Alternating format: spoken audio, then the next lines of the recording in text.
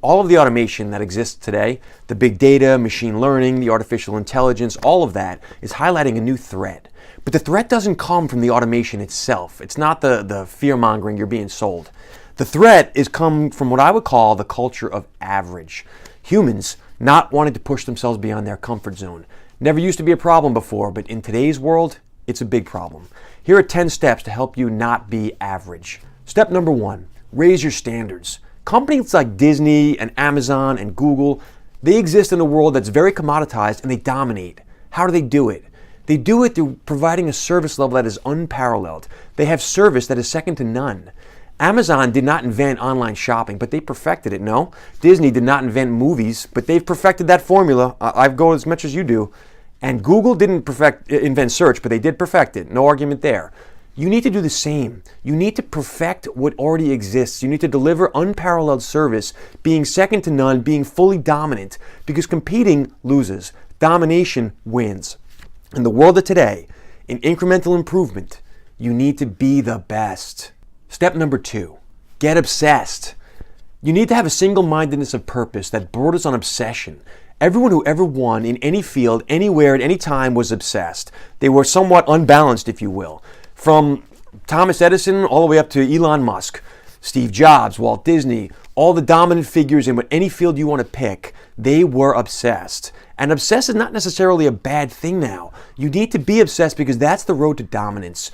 I think it was Steve Jobs' quote about any rational person would quit because it's just so hard. You've got to love what you do, and you've got to be single-minded in doing it, and it's got to be driven or you won't win.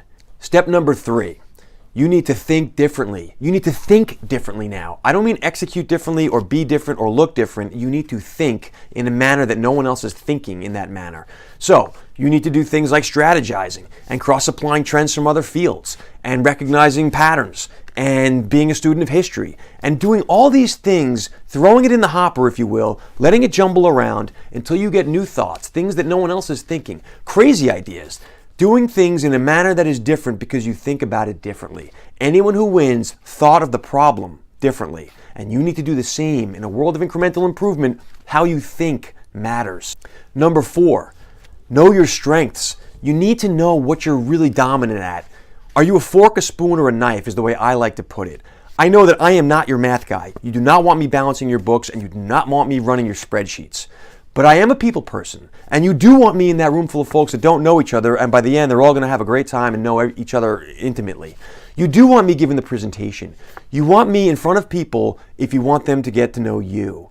However, you don't want me doing the math, Lehigh University's calculus class. I'll tell you that story sometime. Know what you're good at. I know what I'm good at. I know what I'm not. Do you? It matters. Step number 5, be more creative. Being creative now matters.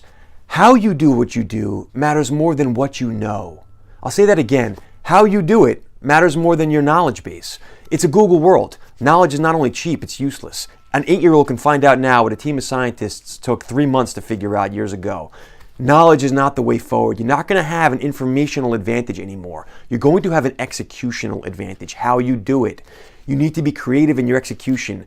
It comes from the thinking, as we just talked about, but then how you actually execute has to be in a different manner.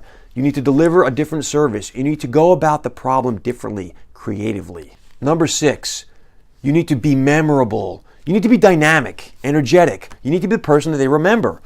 People like to do business with folks that they know, like, and trust, right? They know, like, and trust folks. They do business with them. But step number 1 of that is knowing them.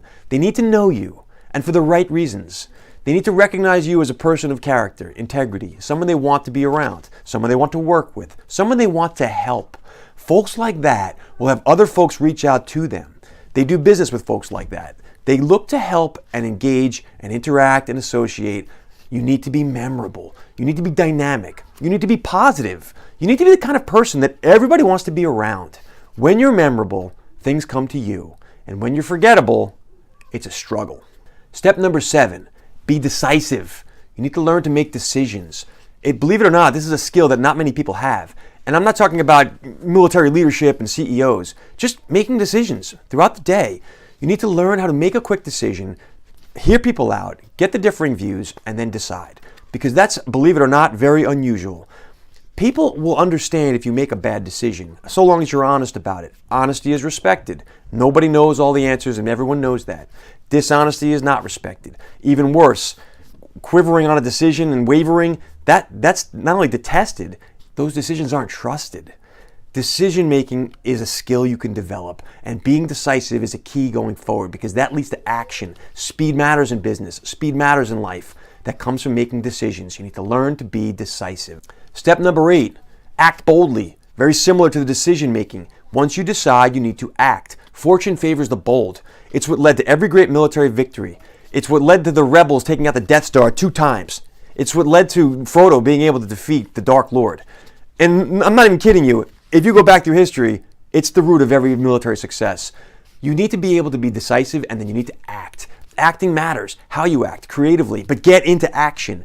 Action will swing the odds in your favor. So many people hem and haw. So many people want more information. I work on a trading desk. The whole day consists of making decisions without all the information. Believe it or not, it's a skill set that serves me in other parts of my life. You need to develop that in yourself. You need to learn to have most of the information you need, but make a decision and act. The truth is, sometimes you'll act incorrectly and you may lose, but inaction always loses. Step number 9, be patient. Having patience is unusual and rare, and that's what makes it so valuable. Everybody goes for the short-term close. Everyone goes for the quick return. The thing is, folks on the other end of that can sense it. Everybody knows intent. You can sense it. You can sense my intent right now. Intent matters in life, in business. When people recognize that you're looking out for their long-term interests, their actual long-term interests, and not your short-term pocketbook, they will want to do business with you. They will want to help you. They will want to do whatever it is that you're suggesting because they recognize you're trying to help them. Intent matters. Patience leads to a good intent, meaning when you're patient, people know that your intent is legit. And step number 10, grit. Having grit matters. Developing grit in anything in life is a long-term ability to stick with it when it gets hard. It's an unusual trait, a characteristic that most people don't have. An instant gratification society is where we all live right now. And so folks get what they want immediately. You can literally have anything you want with the click of a button. But guess what? That's not going to get you the muscles. That's not going to get you the fitness. That's not going to get you that degree.